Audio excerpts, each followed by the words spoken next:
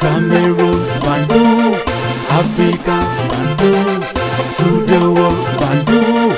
Vous savez, les amis, je suis l'homme le plus noir de la terre. Désormais, Sa Majesté sénateur Cletus Lunze, l'homme qui déconstruit les mensonges qui viennent de l'Occident, le narratif des Occidentaux et les SSB.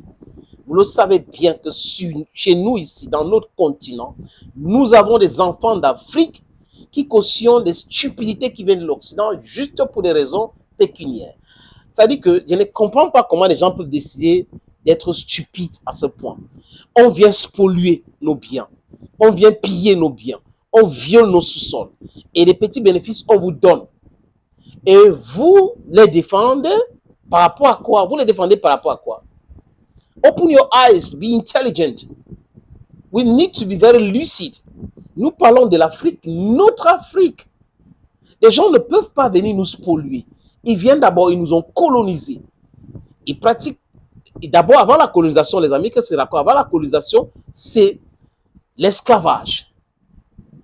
Et après, il y a eu la colonisation. Ils se sont rencontrés à Berlin entre novembre 1884 et février 1885 pour diviser l'Afrique et ne pas faire la guerre.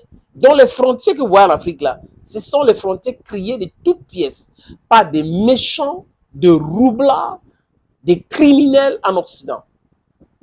Il est temps à ce qu'on commence à demander réparation. Parce que la colonisation était un crime contre l'humanité. L'esclavage, c'était un crime contre l'humanité. Est-ce que vous savez que les Occidentaux ont payé réparation à ceux qui avaient les esclaves? Ils ont compensé ceux qui avaient les esclaves quand ils étaient en train d'abolir l'esclavage. C'est notre histoire, nous devons savoir. Et quand vous avez quelqu'un qui est d'une ignorance ou stupidité maladive qu'on appelle Macron, qui vient nous dire, je n'étais pas là à l'époque de la colonisation, on n'a pas vécu ça, on doit oublier. Mais lui passe son temps à commémorer les 100 ans, les 80 ans de la première, deuxième guerre mondiale, patatri, patatra. Vous comprenez que c'est quelqu'un qui n'est pas stable intellectuellement parlant. Vous voyez des gens qui disent quelque chose et pensent le contraire. Regardez ce que l'Ukraine vit avec ces messieurs aujourd'hui. On doit faire très attention. Et ici en Afrique, nous avons des gens qui prêchent par des mauvais exemples. Alassane Dramane Ouattara, Paul Biya du Cameroun, par exemple. Les amis, les économies africaines ont connu beaucoup de problèmes. Parce que quoi?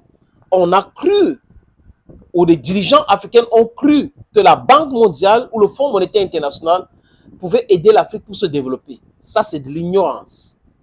Ces institutions, appelées institutions de Bretton Woods, ont été créées par les Occidentaux. Je ne dis pas par le monde entier. Par les Occidentaux pour contrôler l'économie du monde, pour tout faire pour que les autres peuples restent dans la misère. Et là, ça peut justifier leur richesse. Vous comprenez très bien. Parce qu'ils savent que le peuple d'Afrique est riche, immensement riche. Donc, du coup, il faut maintenir les Africains dans la pauvreté, créer des conflits inutiles en Afrique pour continuer à spolier les biens africains. Mais vous avez des complexés qui sont des chefs d'État, vous avez des roublards qui sont des chefs d'État, vous avez des détourneurs de fonds publics qui sont des chefs d'État en Afrique, qui passent leur temps à faire le contraire de ce qu'ils devraient faire pour le développement de l'Afrique. Et conséquence, le chômage est galopant, l'inflation, c'est tous les jours, la stupidité économique, c'est ce qu'ils pratiquent. Vous avez des ministres dans ce pays, le Cameroun par exemple, qui ne connaissent pas le prix du pain, qui ne connaissent pas le prix du cube, du sucre, des choses basiques. Ils ne connaissent pas le prix. Mais ils sont les ministres. Donc, ils sont là pour faire quoi? Travailler pour quoi? Pour qui? Quand je prends cet exemple-là du Cameroun et de la Côte d'Ivoire, parce qu'en Côte d'Ivoire, par exemple, on nous perturbe les oreilles avec économie à tel chiffre. Les gens ne mangent pas les chiffres. Les gens mangent la nourriture, le salaire qu'on les donne. Prenons l'exemple. Dévaluation de franc CFA. Pour le cas du Cameroun. On a tranché le salaire des gens. Et jusqu'à aujourd'hui, ça n'a jamais augmenté. Et le cas du Cameroun, c'est-à-dire que c'est un cas d'école. Si vous voulez faire une thèse de doctorat, je crois qu'il faut faire ça sur le Cameroun. C'est un cas d'école. Quand on dit continent, c'est vraiment le continent. C'est un pays où les gens prétendent avoir conçu les hôpitaux. Mais quand ils sont malades, ils partent se soigner à l'étranger. Curiosité, n'est-ce pas, les amis? C'est un pays où un chef d'État s'adresse à la jeunesse, il commence par le football. La distraction. C'est un pays où tout un gouvernement est en prison et les autres continuent de piller l'État. C'est un pays où les gens volent à partir des milliards. Voilà le Cameroun pour vous. On peut entamer un projet, la construction d'une route.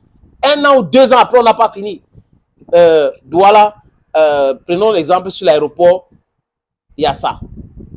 Ils sont en train de tourner là depuis 2017. Voilà le Cameroun pour vous. Et quand on part en Côte d'Ivoire, c'est exactement la même chose.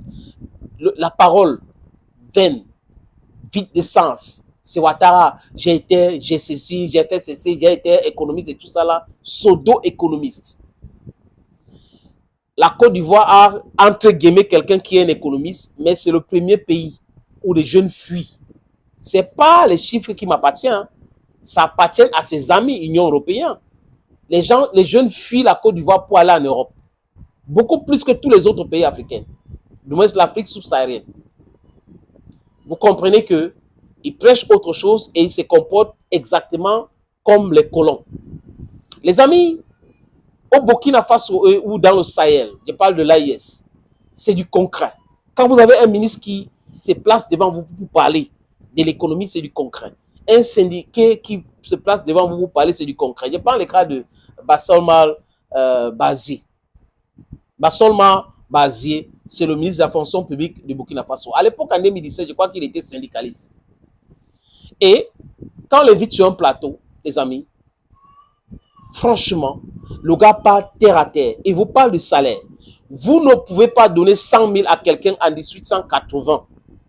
Et aujourd'hui, dans ce même poste, ce même job, vous recrutez quelqu'un, vous lui donnez encore 100 000.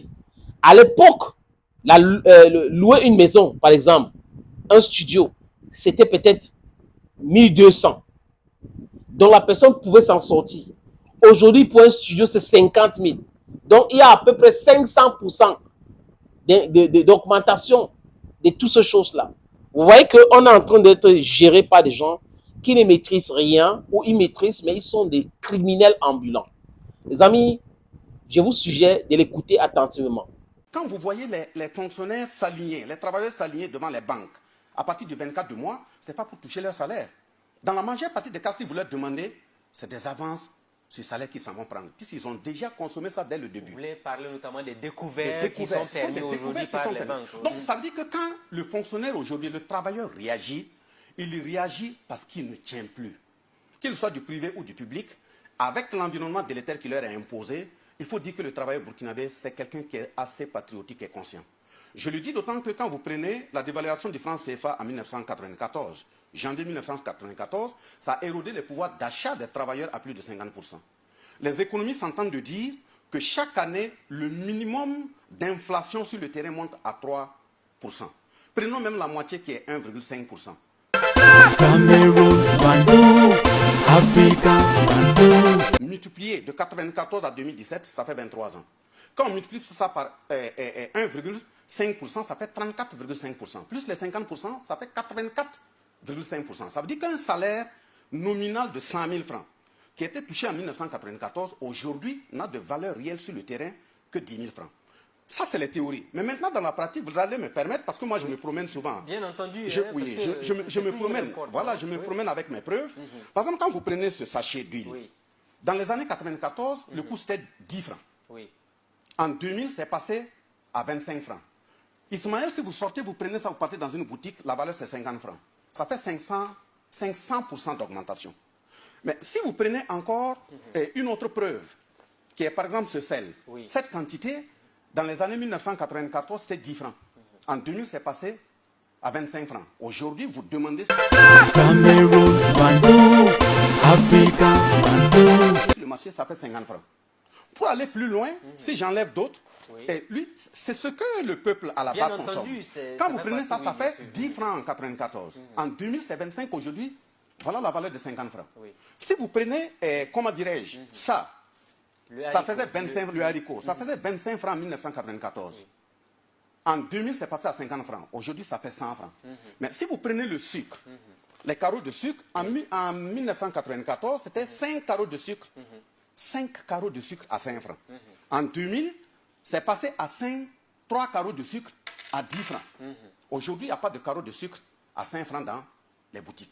Ça signifie que si on se ramène, on laisse le côté théorique de côté, le pouvoir d'achat a été érodé à plus de, au minimum 500%. C'est ça un dirigeant africain.